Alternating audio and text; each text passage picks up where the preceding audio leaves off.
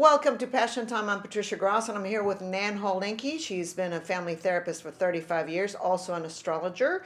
And today we're going to talk about toxic people and what to do about them. But first, I'm going to ask you the question that we all should be asking ourselves, and that is, what do you have to do to live your passion? Well, first of all, you have to know who you are and feel your energy as you approach different things in your life. If you go toward things and you get excited and it flows, that's probably your passion. Okay. The other thing I would say about that is pay attention to who you admire, because they're probably doing some of your passion. Pay attention to who you're jealous of, because that's who you really are and you don't believe it yet. Oh, wow. The other thing I would say to you is that if you have a spiritual practice, so your life will be adjusted not by your ego, but by your deeper self, you will make all the mistakes that will lead you to your passion. And I always tell people, Tom Brown has a tracking school in New Jersey, and he writes books called The Tracker. So to me, every day I wake up and I say, I'm listening. Any messages for me? I'm going to track my life. This is my goal in life. If you want to know what I'm supposed to do, just look at what happens. If I go toward it and the door opens and it's easily growing, it's yes. It's kind of easy, effortless, and fun when you're living your passion. And I always say, if it's not supposed to be, show me. Give me a sign, because I believe the life that we live is symbolic. And those are balls that are thrown to us, and we're supposed to catch them and move toward them. Mm-hmm. Now, let's talk about the people that we don't want around in our lives, and we don't tend to know how to deal with them. And that's, for example, narcissistic people. Well, that's everybody at the age of 2 and again at puberty. So I think the important thing to realize is narcissism is a stage. It's about me, mine. You can't tell me I know everything. And so what we know is that when people have not chosen to grow and develop, they regress or remain at that stage of me, mine, no. And what we know is it means there's no empathy and there's no ability to put yourself in the other person's position. So it's all about, what can you do for me and how can I get what I want?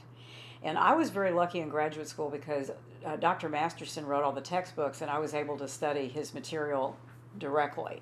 And so what he said is, remember, a narcissist has only one commodity to trade, and that's money, power, position, and material goods, because they have no kindness, compassion, understanding.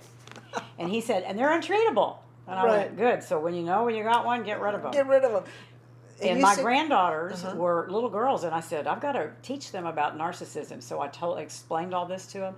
And they said, oh, that's Uncle so-and-so, that's so-and-so, and I said, that's right. And you need to avoid those people. Now, the funny part of the story is some years ago, the Diagnostic and Statistical Manual was being redone, and people said, we should just take narcissistic character disorder out of the manual because 1 out of every 2 people is there. That's what I was going to ask you, because you said 1 out of 2 Americans, well, not Americans, everybody, right? Well, no, I think it's very American. It's the me generation. And it's like the young people are just given everything and they don't have to do anything for it, so they don't struggle. They don't learn anything about themselves. They don't suffer, so they I don't think you have to suffer. I think you just have to learn. I'm not a big sufferer. I don't believe in suffering. Okay. And, so when you're getting around these people, the tendency is to want to try to change them or to think you did something. Right. You didn't do anything. That's who they decided to quit growing as. And so what you have to say to yourself is, don't be open with them. Don't tell them things about yourself. Ask them about themselves. Listen. And realize that they're the only one in the room. And, my students, I used to say, when you meet somebody like this, what do? And they go, you leave. But sometimes you can't, because sometimes your children marry them. Sometimes it's your boss. Sometimes it's your boss. Sometimes it's your next door neighbor. So it's really good, first of all, to know there's lots of them and be vigilant. Let's talk about the critical people. Those people that find something wrong with you in every way, shape, or form. Those are the people that are self-deprecating and they don't take responsibility for it, so they have to give it to you. When I was a little girl, I asked my mother about that, and she said, there's people in this world who build themselves up by tearing other people down. And it's called projection. If I can get rid of my bad feelings about me by attributing to you, and you're going to be so generous and stupid, you're going to say, oh, it must be me. then I've accomplished my goal of to dispose of my bad feelings about myself. Right, right. And so I always say when people have criticism to give me, I always say, thank you very much. I'd like to write that down. That I was taught to do this in graduate school. Because first of all, you're not looking at them, you're doing something. And what they were telling me, they said they've just given you a weather report of how they feel. Oh, okay. Because it's called the crooked finger. When anytime somebody says you, they're really talking about themselves. Mm-hmm. And the victims, the helpless. Well, all I can tell you is what they told us day one of graduate school. They said, how many of you are here to help people? Every one of our little stupid hands went up. And they said, well, you can't.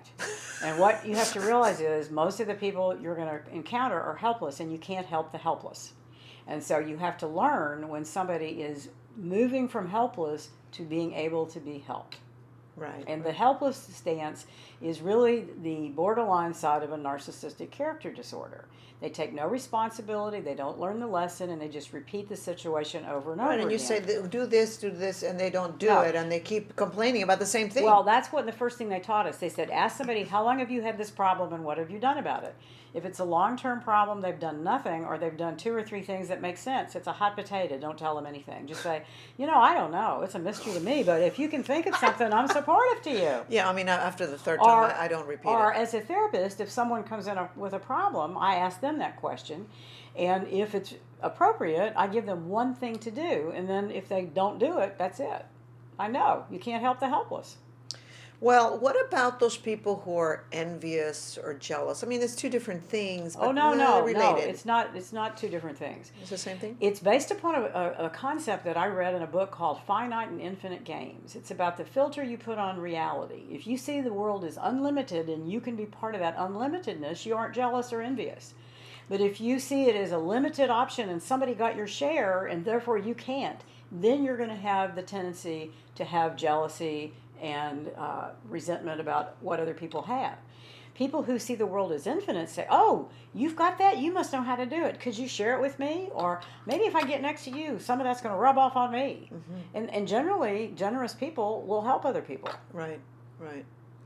Let's talk about the arrogant. We see that a lot in politics Yes, today. we do. The arrogance. That's the typical narcissistic character disorder on steroids. It's called megalomania narcissism. And it's an actual pathology. And it's all about, I feel so small inside because I'm empty, I'm too compulsively extroverted.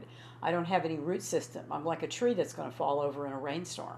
And so I have to inflate myself. It's called inflation. So that I will be larger than I think I am and larger than you want me to be so that I can overpower you. It's a power dynamic. Mm-hmm, mm-hmm.